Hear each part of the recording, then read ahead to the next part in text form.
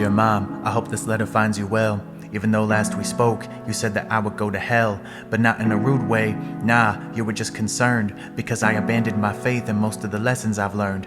But I had my reasons, and I'm about to list them all off. And I apologize in advance if I sound kind of pissed off. Cause truth is, I am pissed, and I won't even deny it.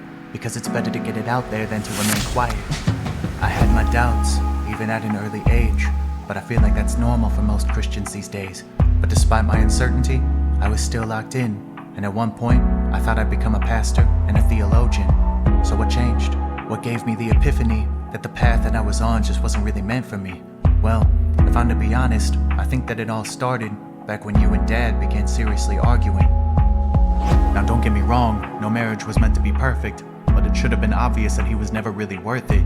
He was a dropout, a loser, and a jobless bum. I mean, no disrespect when I say this, but is you dumb? What were you thinking? And that's assuming you even were. And why did you crawl back to him every time that he would hurt?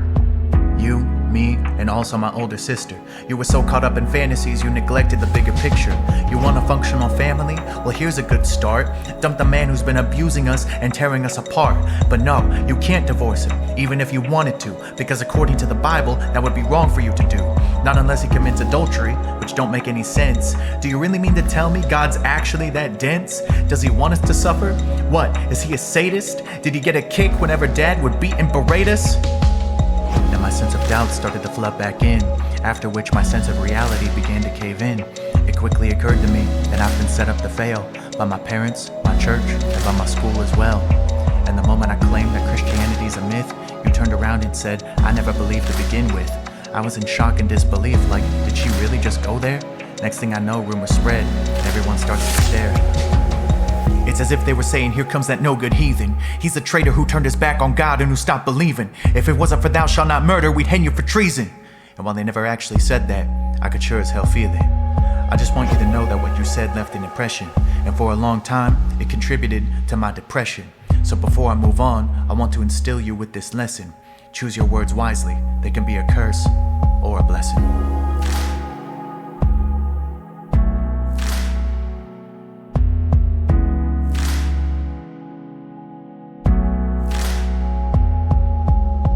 Dear Dad, I know that it's been a while.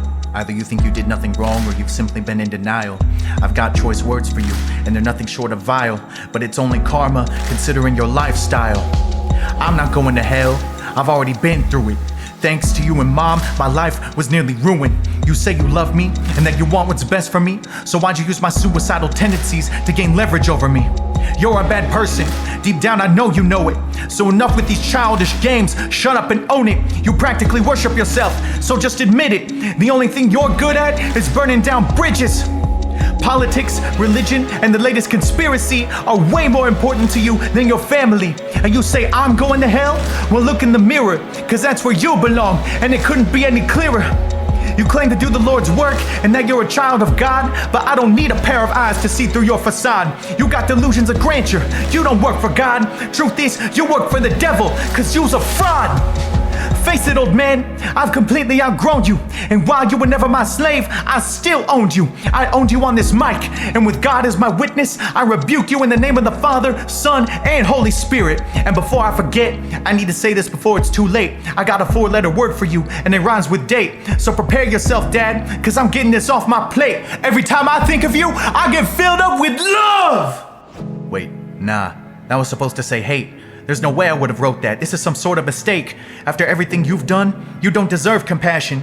You deserve everything bad in life, and I mean that with a passion. So why did I write that? This don't make sense to me. Well, whatever. I guess I'll love and hate you from a distance. Just stay away from me.